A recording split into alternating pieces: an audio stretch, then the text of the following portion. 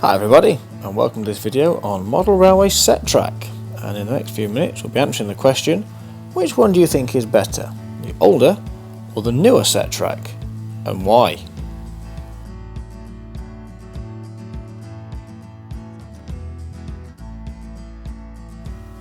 Question first occurred to me when I was looking at some of this Kato Unitrack. You've seen me use this on a couple of micro layout builds before now. Link in the corner for you there in case you haven't.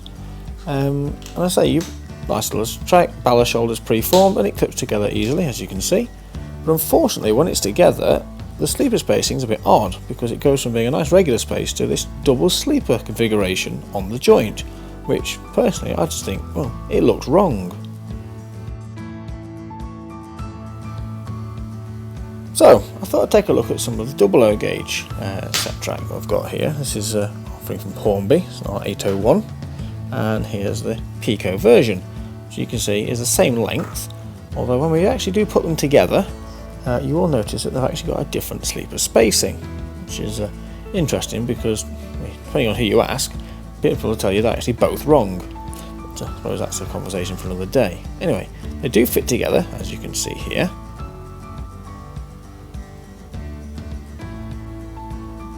Those of you who are keen-eyed will notice they have got different fish plates. The one on the left is from Hornby, the one on the right is from Peco. But it doesn't matter because, as I say, they're both flat bottom code 100 rail, and with a bit of pressure they will fit together.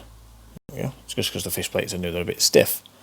The main thing to note is actually the webbing around the sleepers. Along both lengths, despite the sleeper spacing being different, they look okay, but that webbing just looks a bit heavy set, a bit clunky to me, and I think it's a shame because overall I think it just ruins the appearance of the track. So what are the alternatives? Well, of course you could go with hand belt or flexi track, but we're not focusing on that today.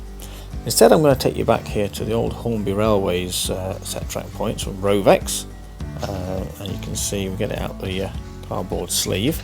This is some of the old school steel track as opposed to the nickel silver that's used today, and you'll note that on the ends of the track here, there's a bit of R604 to go with it. The sleeper spacing remains consistent, but it still uses that same thick webbing around the joint where the fish plate goes, which is a bit of a shame. So did they have it any better before they used this? Well, here's the answer. This is some Hornby System 6, which you'll notice, if we put it alongside the newer track, it's got different sleepers again, but there's a good reason for this. New one there, full sleeper at the end. The System 6 has only got a half sleeper. Now, when you first look, you might think it's been damaged. Of course, with old track it can happen, but no. We bring in another piece of this track, and we slide them together. You have to excuse me fumbling for a moment because the fish plates are a little bit old and the ends have bent out of shape. So we have a bit of a jiggle, here we go, and look at that. Not only do they fit together rather well, but the two halves of sleeper make a whole one, which creates a more discreet track joint. Rail sits snugly together in the fish plate, and the whole assembly is nice and neat and no lumps of plastic around the outside. No matter which way around you fit it, it works. And overall, personally speaking, I think it's a far better appearance to the track than the current system used by the likes of Hornby and Peco. What do you think? Let's take a quick look at them then side by side, and as you can see, that thick webbing on the newer track just doesn't look as good as the simple connection on System 6. So there you have it, that's my view. I think the old System 6 version is far better than the new offerings from the likes of Hornby, Peco and Kato.